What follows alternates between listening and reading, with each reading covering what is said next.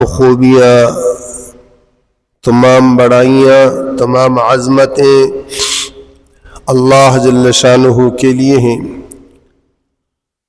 وہ اللہ جو آسمانوں اور زمینوں کا بنانے والا ہے اور آسمانوں اور زمینوں میں جتنی مخلوق ہے ان سب کو بنانے والا ہے۔ آسمان اور زمین بعد میں بنے ہیں، اللہ جل شانہ کی کائنات ان سے پہلے تھی، اور آسمان اور زمین اس کائنات میں ایک حصہ ہیں۔ سب کچھ آسمانوں اور زمینوں میں نہیں ہے، بلکہ آسمانوں اور زمینوں سے آگے اور جہان بھی ہیں۔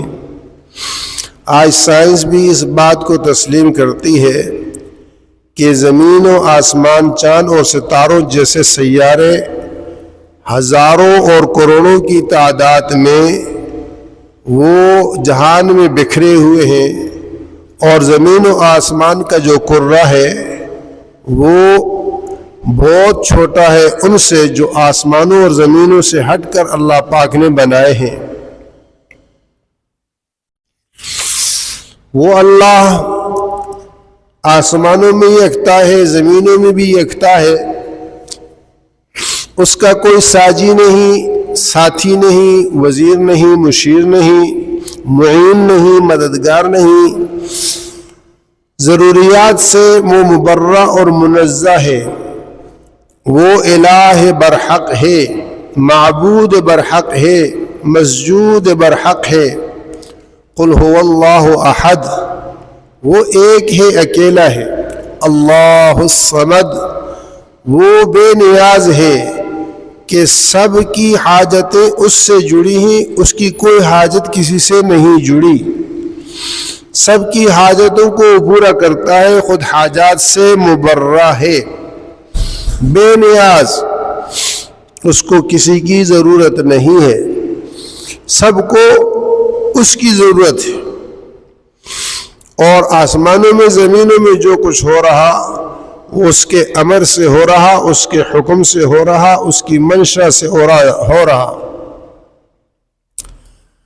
وَمَا تَشَاءُونَ إِلَّا أَن يَشَاءَ اللَّهُ، تم نہیں چاہ سکتے مگر وہی جو اللہ چاہے گا۔ تمہارے چاہنے سے نہیں، اللہ کی چاہت سے ہوگا۔ تمہارے کہنے سے نہیں، اللہ کے کہنے سے ہوگا۔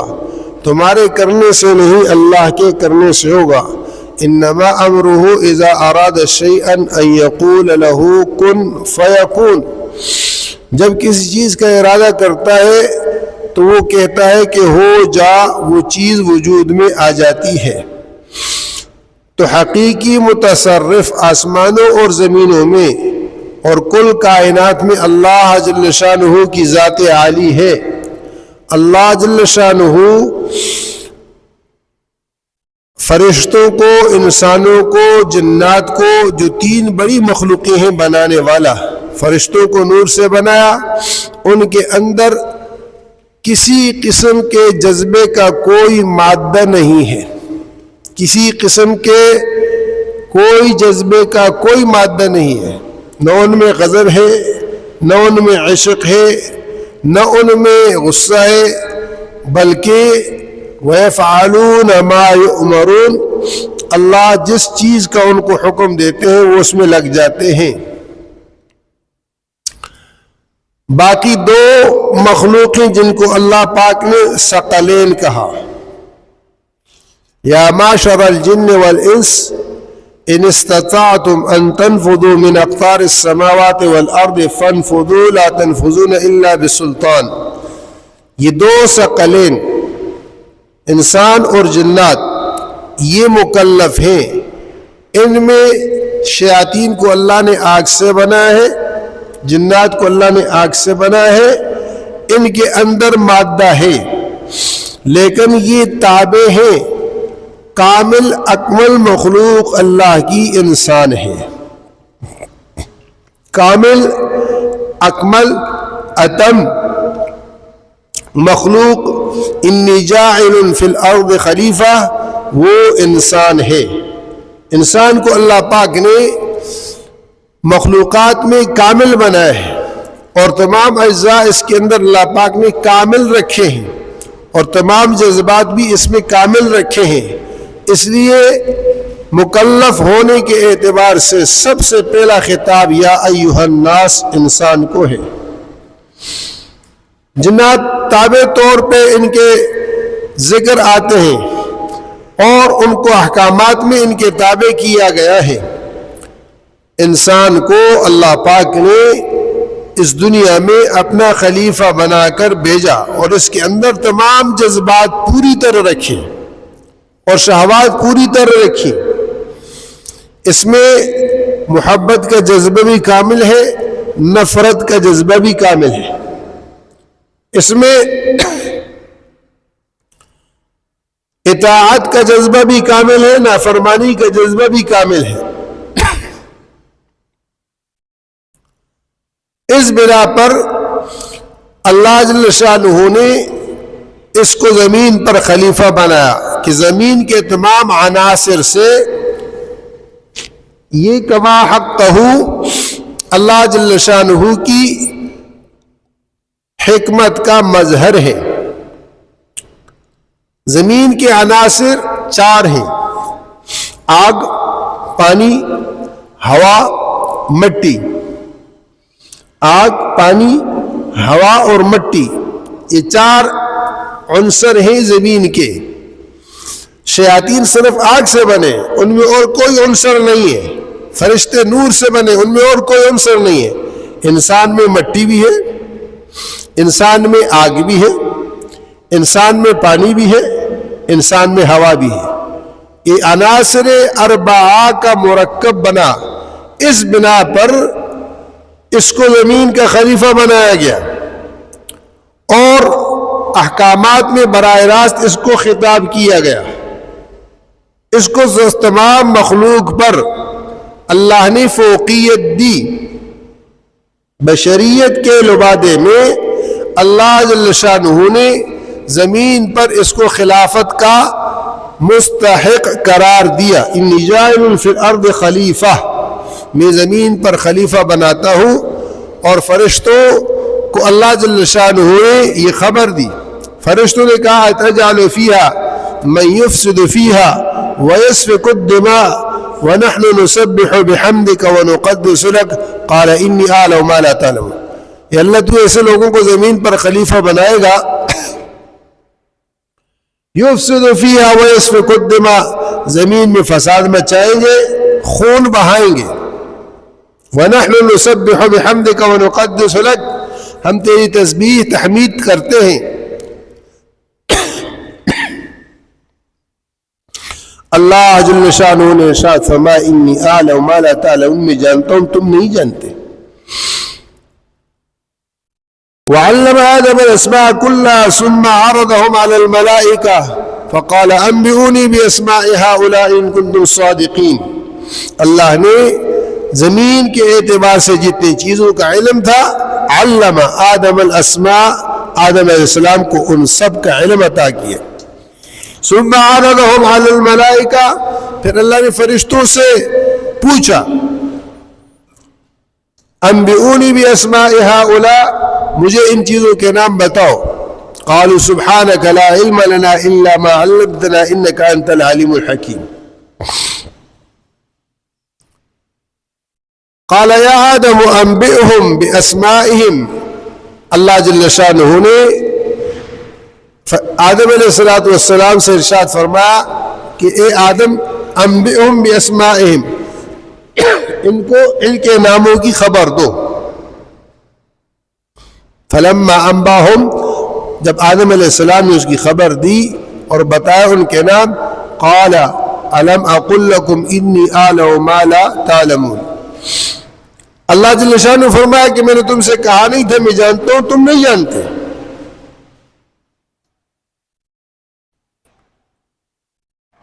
فرشتوں کا اعتراض علماء کہتے ہیں اس بات پر تھا کہ ان کو اللہ جل شانہ نے فرمایا کہ میں ایسا خلیفہ بناؤں گا کہ جس کے اندر یہ مادہ ہوگا اور اس مادے کا دیکھیں ہر چیز جو بنی ہے اس کے اندر 2 جہتیں ہیں۔ غضب کا مادہ ہے، اس غضب کے مادے میں دو جہتیں ہیں، ایک غضب ہے حق کے لیے، ایک ہے ناحق کے لیے۔ ناحق کے لیے غضب ہوگا تو یہ اللہ کو ناپسند ہے، اور حق کے لیے غضب ہوگا تو اللہ کو پسند ہے۔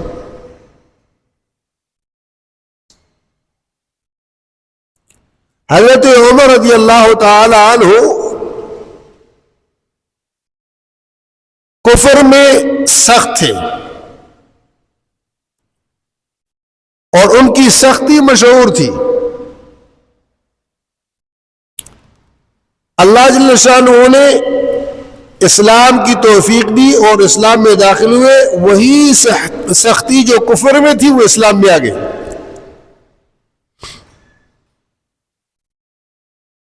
وَأَشَدُّهُمْ فِي أَمْرِ اللَّهِ عمر، صحابہ میں سب سے زیادہ اللہ کے حکم میں سخت وہ عمر تھے۔ تو یہ شدت جہاں کفر میں تھی مذموم تھی، ناحق میں ہوگی مذموم ہوگی، اور جب یہی شدت حق میں آئے گی تو یہ محمود بن جائے گی، یہ پیاری بن جائے گی۔ ایسے ہی محبت ہے، عشق ہے۔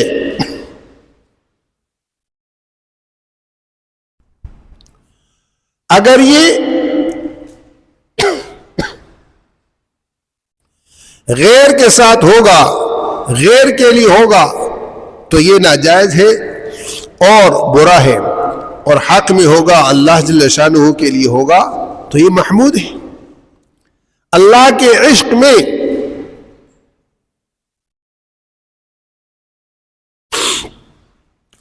لوگوں نے زندگیاں صرف کر دی، کیا مرد اور کیا عورتیں جن کو اللہ جل شانہ کی ذات عالی کا پتہ چلا وہ اس میں کھو گئے۔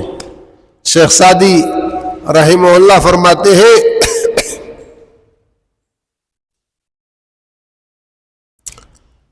کہ میں نے ساتھیوں سے کہا کہ میں باغ کی سیر کو جاتا ہوں، یہ اس نے تمثیل دی، اور جب میں باغ کی سیر میں گیا تو باغ والے پر نظر پڑی، میں نے پھول جمع کیے تھے دامن میں کہ میں ساتھیوں کے لیے لے کے جاؤں گا، اور جو میری نظر پڑی باغ والے پر، اس کے حسن میں، اس کی خوبصورتی میں ایسے کھو گیا کہ میرا ہاتھ سے دامن چھوٹ گیا۔ جب میں واپس آیا میں نے ساتھیوں سے کہا کہ میں سیر کے لیے گیا تھا، میں نے تمہارے لیے پھول چنے تھے، لیکن باغ والے پر نظر پڑتے ہی اس کے حسن میں اتنا کھویا کہ میرا دامن میرے ہاتھ سے چھوٹ گیا اور میں پھول وہیں بھول کے آ گیا۔ اللہ جل شانہ کی خبر جس کو ہو جائے، اللہ جل شانہ سے جس کا تعلق بن جائے، اب اس کے بعد وہ کسی اور کا نہیں ہو سکتا، وہ پھر کسی اور کے اعتبار سے نہیں سوچ سکتا، پھر یہ اس کے عشق میں محبوب کے لیے بھوک کو، پیاس کو برداشت کرنا، سردی اور گرمی کا جھیلنا، تنگی اور تلخی کا برداشت کرنا، عقائد عالم فخر رسول امام الانبیاء سرور کونین محمد مصطفیٰ احمد مجتبیٰ صلی اللہ علیہ وسلم نے فرمایا، من اخذ للہ وترک للہ وآتى للہ ومنع للہ وأحب للہ وأبغض للہ فقد استکمل الایمان۔ جس کا لینا دینا، پکڑنا چھوڑنا، اور کسی کے ساتھ محبت کرنا اور کسی سے دشمنی رکھنا اللہ کے لیے ہو، فقد استکمل الایمان، اس کا ایمان مکمل ہو گیا۔ تکمیل ایمان کے لیے یہ بنیادی ضرورت ہے کہ انسان کا ہر عمل اس کے پیچھے اللہ کی محبت کار فرما ہو۔ روزہ ان اعمال میں ایک عمل ہے جو اللہ کی محبت کا اظہار کرتا ہے. اللہ سے تعلق کے لیے روزے کے اعتبار سے کوئی اور بڑی عمل نہیں ہے.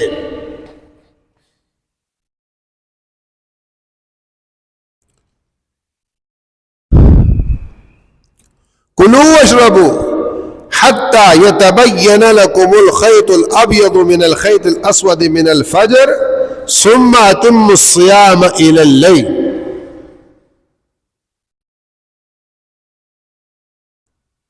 کھاؤ اور پیو حتى يتبين لكم الخيط الأبيض من الخيط الأسود من الفجر، صبح کالے دھاگے سے سفید دھاگا، کالی لکیر سے سفید لکیر. خیط دھاگے کو کہتے ہیں، لکیر کو کہتے ہیں. صبح کاذب اور صبح صادق مراد ہے. پہلے ایک لکیر آتی ہے سیاہ، اس کو صبح کاذب کہتے ہیں، اس کے بعد سفید لکیر آتی ہے جو اصل صبح صادق ہوتی ہے. اللہ پاک فرماتے ہیں کلوا واشربوا حتی یتبین لکم الخیط الابیض من الخیط الاسود من الفجر. ان دونوں میں فرق آ جائے اس وقت تک کھاتے پیتے رہو.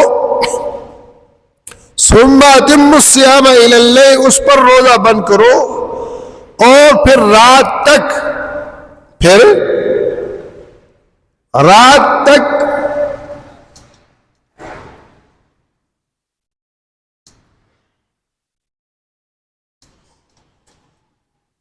روزے کو پورا کرو. روزہ دن کا ہے، روزہ رات کا نہیں ہے.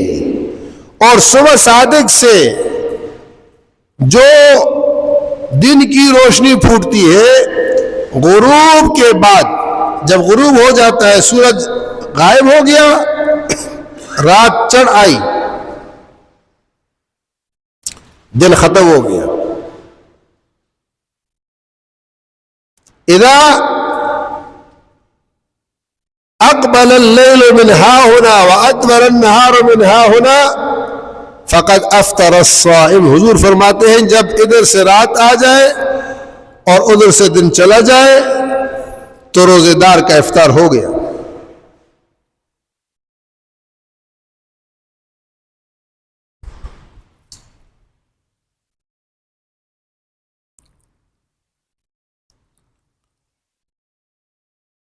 غروب شمس یہ دن کا اختتام ہے. مغرب کے وقت میں یعنی جب اذانیں ہوتی تھیں، حضور پاک صلی اللہ علیہ وسلم کی ایک دعا ہے، اللہم ھذا اقبال لیلک وادبار نہارک فاغفر لی. ہاں، اللہم ھذا اقبال لیلک وادبار نہارک واصوات دعائک فاغفر لی. اے اللہ، یہ تیری رات آئی اور یہ تیرا دن گیا اور یہ مؤذن کی اذان کی آواز، تیری طرف بلانے والے کی یہ آواز گونج رہی ہے، فاغفر لی، میری مغفرت کر. میں ایک بات سمجھانا چاہ رہا ہوں. آج کل اللہ پاک معاف فرما دے کہ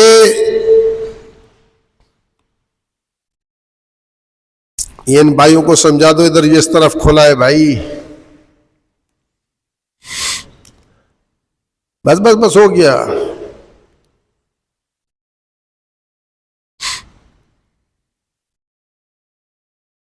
ہر آدمی وہ محقق بنا ہوا ہے، مجتہد بنا ہوا ہے، اور ایک چیز عام طور پر ایک شوشے چھوڑا ہوا ہے، اور وہ یہ ہے کہ اہل سنت کی اور سنی کا روزہ صحیح نہیں ہے. کیوں صحیح نہیں ہے؟ کہ قرآن میں آیا ہے ثم اتموا الصیام الی اللیل، روزے کو رات تک پورا کرو. تو یہ تو غروب پر جو ہے افطار کرتے ہیں، رات کو تو نہیں کرتے. اللہ پاک نے رات تک فرمایا، رات میں نہیں فرمایا کہ رات میں افطار کرو. اتموا الصیام الی اللیل، رات تک روزے کو مکمل کرو، رات تک. جب رات شروع ہو پورا ہو گیا. روزہ دن کا ہے. میں نے یہ دو چیزیں آپ کے سامنے رکھی، حضور کی دعا بھی رکھی اور حضور صلی اللہ علیہ وسلم کا فرمان بھی رکھا.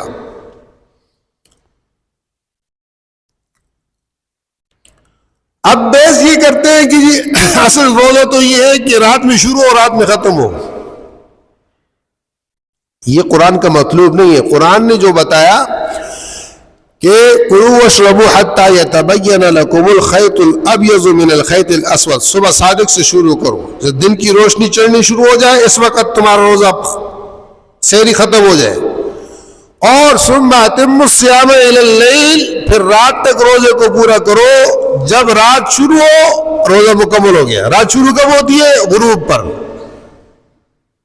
جیسے غروب ہو گیا رات شروع ہو گئی، آپ کا روزہ پورا ہو گیا.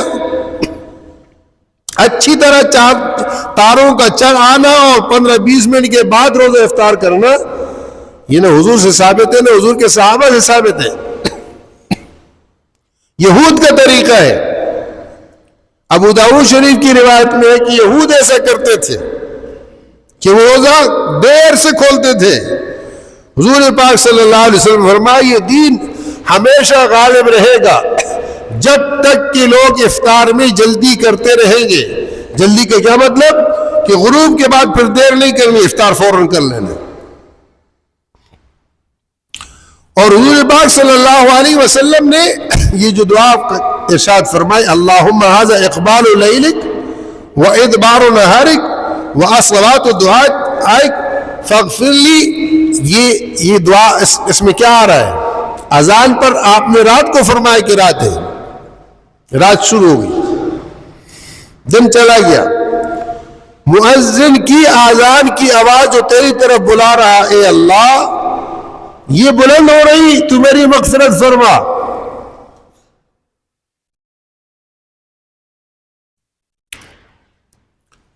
بغیر کسی عذر کے جان بوجھ کر روزے میں تاخیر کرنا افطار میں یہ مکروہ ہے.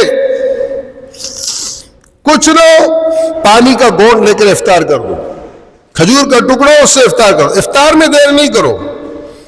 کھانا آپ البتہ رات کو 10 بجے کھاؤ، 11 بجے کھاؤ، اس سے کوئی غرض نہیں ہے. افطار میں جلدی کرو.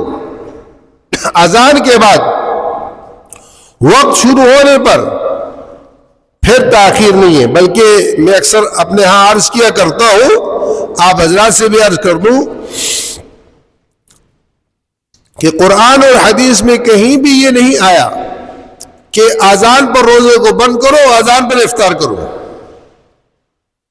اذان پر روزے کو بند کرو اور اذان پر کیا کرو، یہ قرآن اور حدیث میں نہیں ہے. قرآن میں تو کیا ہے؟ کلوا واشربوا حتی یتبین لکم الخیط الابیض من الخیط الاسود من الفجر. صبح صادق اور کاذب میں فرق ہو گیا. صبح کاذب چلی گئی، رات چلی گئی، اور صبح صادق نمودار ہو گئی سفید لکیر.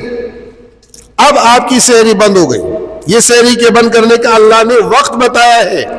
یہ نہیں فرمایا کہ بلال اذان دے گا یا مؤذن اذان دے گا یا فلاں اذان دے گا پھر اس کے بعد تم سحری بند کرو.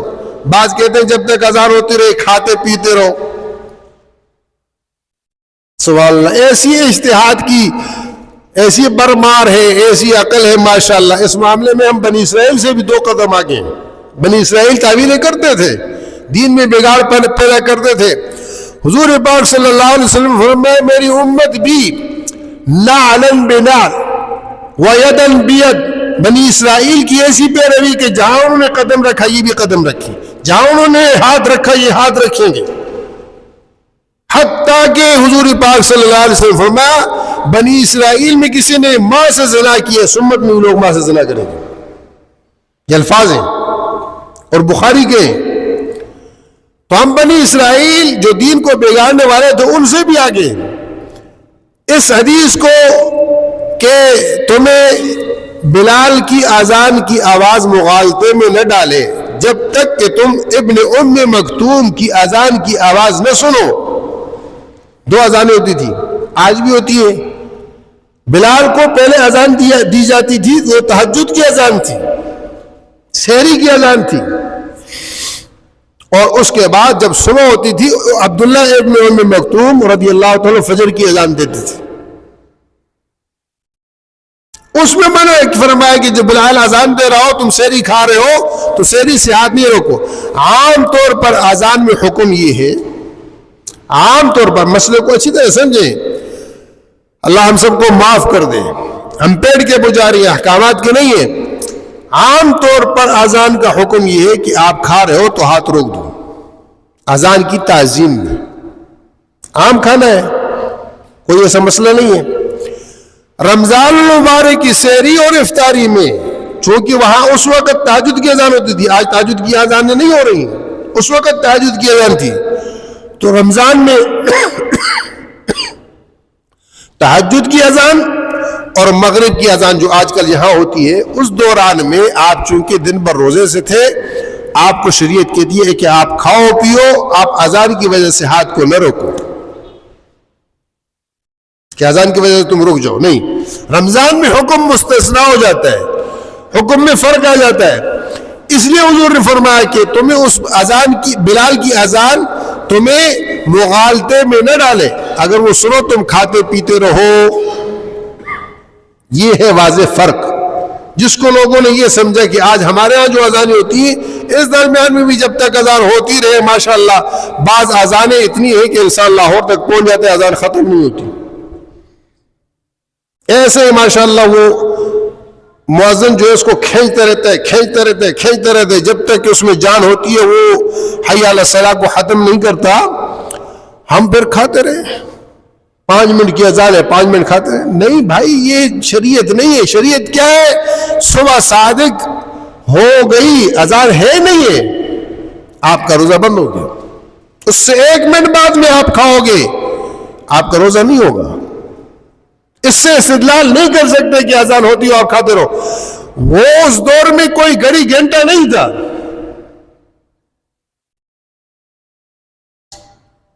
آج آپ کے پاس ہر قسم کی سہولت موجود ہے، آپ کے پاس گھڑیاں ہیں، آپ کے پاس ایک منٹ کا حساب ہے۔ آج کوئی یہ کہے کہ جی اذان کے بعد بھی کھا سکتے ہیں، یہ تو سب سے بڑے بیوقوفی کی بات ہے۔ آپ کے پاس نقشہ، اس میں لکھا ہوا ہے کہ اس منٹ پر آپ کی سحری ختم ہو گئی، بس۔ اس لیے اس بات کو آپ گھروں میں بھی رکھیں کہ وقت جو ہے وہ اللہ نے مقرر فرمایا کہ اس وقت سے اس وقت تک روزہ ہے، اذان سے اذان تک روزے کو اللہ پاک نے نہیں فرمایا کہ اذان سے روزہ بند ہوگا، اذان سے روزہ کھلے گا۔ وقت داخل ہونے پر روزہ بند ہوگا، وقت داخل ہونے پر روزہ ختم ہوگا، دن شروع ہونے پر روزہ بند ہوگا اور رات کے شروع ہونے پر روزہ ختم ہوگا۔ جب رات شروع ہو گئی، اذان ہو نہ ہو، آپ اپنا کھا پی لو، وقت پورا ہو گیا۔ اذان کے انتظار کی ضرورت نہیں ہے کہ مؤذن اللہ اکبر کہے گا، سائرن بجے گا، اس کے بعد آپ مومن، نہیں، وقت پورا ہو گیا، آپ نے دیکھ لیا، آپ بسم اللہ کر کے اپنا افطار کریں۔ تو بہرحال عرض یہ کرنا تھا کہ اب یہ روزہ صبح سے شام تک، صبح سے شام تک اللہ جل شانہ کی محبت کا مظہر ہے۔ نماز اس میں محبت نہیں ہے، زکوٰۃ، حج، وہ دیوانہ پن ایک اپنی جگہ پر ہے، عاشقانہ پن ہے، لیکن روزہ ان تمام عبادات میں یہ عجیب کیفیت لیے ہوئے کہ اس میں محبت کا وہ عنصر ہے جو دوسری عبادات میں نہیں ہے۔ اس لیے اللہ جل شانہ فرماتے ہیں کہ کل عمل ابن آدم یضاعف من الحسنۃ الی 10 امثالها والى 700 ضعف۔ ابن آدم کا عمل ایک نیکی سے 10 اور 10 سے 7 گنا تک بڑھایا جاتا ہے۔ بعض آدمی کو ایک نیکی پر ایک ہی نیکی ملے گی، بعض کو ایک کرے گا 10 ملے گی۔ اس امت کے لیے اللہ نے اگلی امتوں سے امتیاز کرنے کے لیے یہ فرق عطا فرمایا کہ ادنا درجہ اس امتی کا عمل جو نیکی کا ہوگا وہ 1 سے 10 تک جائے گا، 1 سے 10 تک جائے گا۔ نیت کرے گا 1 نیکی ملے گی، نیت کے بعد عمل کرے گا تو 10 پہ جائے گی۔ نمازیں 50 تھی، نمازیں کتنی تھی؟ نمازیں کتنی تھی؟ ہاں، یہ انبر اللہ نے 50 نمازیں فرض کی تھی. یہ حضور روئے روئے روئے روئے، بار بار درخواست کی، کرتے کرتے کرتے کرتے 50 سے 5 پہ آ گیا. 50 سے 5 پر آ گیا معاملہ. اب اس کے بعد حضور صلی اللہ علیہ وسلم فرمایا اب مجھے شرم آتی ہے کہ میں اللہ سے اور مزید کم کراؤں. موسیٰ علیہ السلام نے کہا کہ اللہ کہ یا رسول اللہ اب بھی واپس کر دو، میں اپنی امت کو دیکھ چکا ہوں، 2 پوری نہیں کر سکے، 5 کیسے پوری کریں گے؟ انہوں نے فرمایا نہیں، بس ہو گیا. تو جب 5 مقرر ہوئی تو اللہ جل شانہ نے فرمایا کہ یہ ہمارا دربار ہے، یہ ہماری بارگاہ ہے، اور یہاں کا ضابطہ یہ ہے ما یبدل القول لدی وما انا بظلام للعبید، میری بات نہیں بدلتی اور نہ میں بندوں پر ظلم کروں گا. میں نے 50 فرض کی تھی، 50 کو 5 میں جمع کر دیا. جو 5 پڑھے گا 50 کا ثواب ملے گا. جو 5 پڑھے گا تو ایک نماز کتنے پہ چلی گئی؟ 10 پہ چلی گئی نہیں گئی؟ ایک نماز پڑھنے پر 10 نمازوں کا ثواب ہے، 5 50 پہ. تو ھذا ما لدی عتید. اب اس میں ایسا نہیں کہ اللہ پاک نے کہا ہو تو بدل جائے گا.